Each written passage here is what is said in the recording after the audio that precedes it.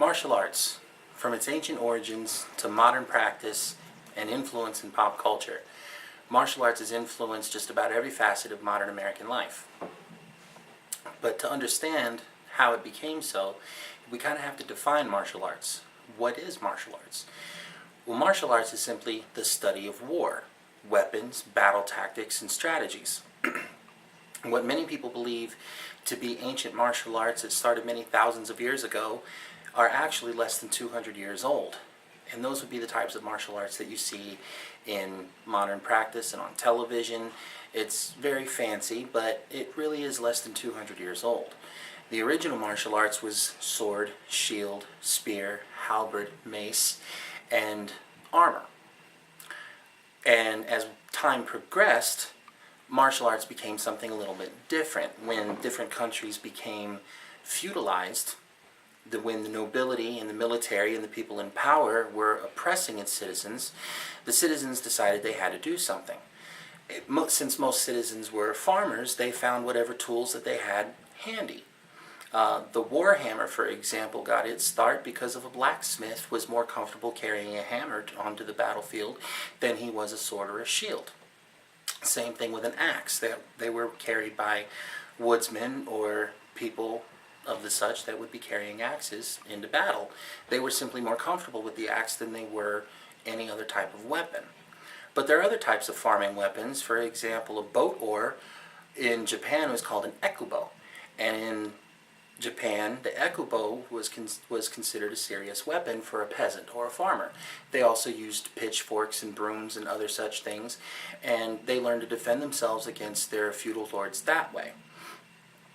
And that led into empty-handed techniques. As the feudal lords became aware of what the peasants were doing with their weapons, they started taking those farming tools and leaving them with nothing. So they learned to defend themselves using what's called today empty-handed forms of martial arts.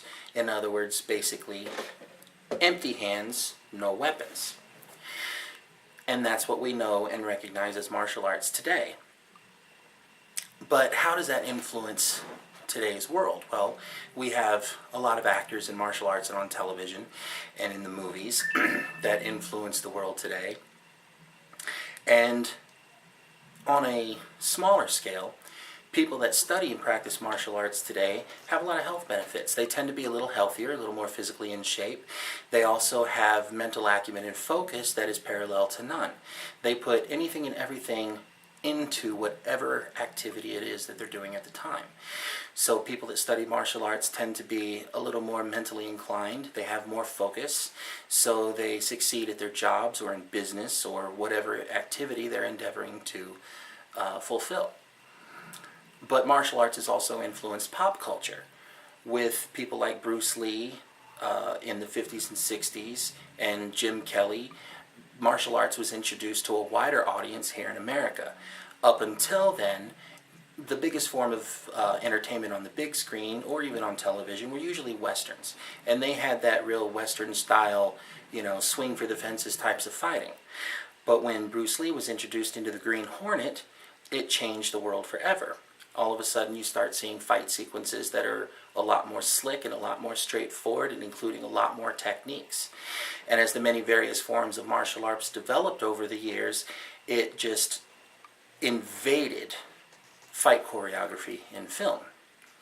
But with fight choreography on film and television came the influence in other ways.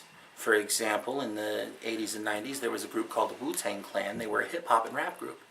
And they took their name directly from a clan of Asian assassins called the Wu-Tang Clan.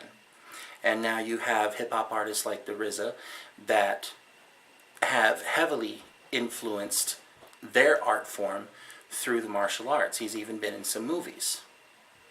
And so, as you can see, martial arts is not exactly what people thought it was. Many people think it was shrouded in all sorts of mysticism, but now we know that's not really the case.